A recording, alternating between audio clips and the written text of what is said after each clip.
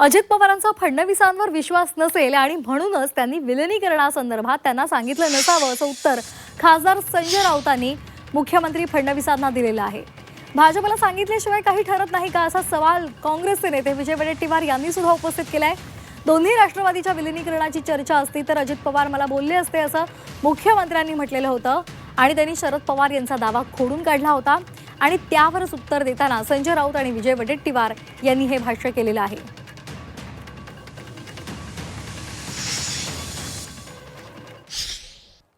चर्चा कुठलीही अंतिम स्टेजला जर गेली असती तर अजितदादांनी आम्हाला सांगितलं असतं, आमच्याशी चर्चा केली असती। कुठली तारीख जर ठरली असती तर ते आमच्या सरकारमध्ये आहेत आणि सरकारमध्ये आमच्याशी शेअर न करता ते असा निर्णय घेऊ शकतील का? त्यामुळे आता पवार साहेबांचं त्यांचं काय बोलणं झालं, कोणाचं त्यांचं काय बोलणं झालं मला याची कल्पना नाही। आमच्यापुरतं मी सांगतो की अशा प्रकारच्या तारखेची माहिती आम्हाला नाही। जर फडणवीस यांच्याशी त्याने चर्चा केली नसेल याचा अर्थ त्यांचा फडणवीसवर विश्वास नसेल।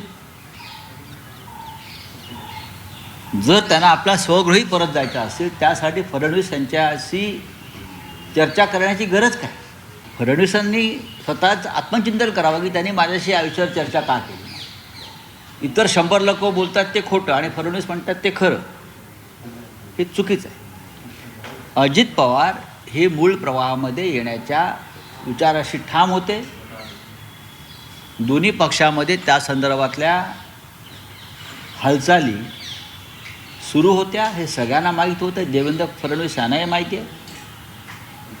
आज दादा नाहीत म्हणून दादांच्या नावावरती कोणती बिलं फाडू नये। आता दादांनी का कल्पना दिली नाही किंवा सांगणं आवश्यक आहे का तो त्या पक्षाचा निर्णय आहे। भारतीय जनता पक्षाचा निर्णय भारतीय जनता पक्ष त्यांचे नेते घेतात आणि राष्ट्रवादी काँग्रेसच्या 2 गटांचा एकत्रीकरणाचा निर्णय अजितदादा शरद पवार साहेब घेतील। आता भारतीय जनता पक्षाला का सांगितलं नाही, मग त्यांना सांगितल्याशिवाय काही पुढचा कार्यक्रमच ठरत नाही का? मग हा पक्ष भारतीय जनता पक्ष म्हणेल त्याच पद्धतीने चालतो का?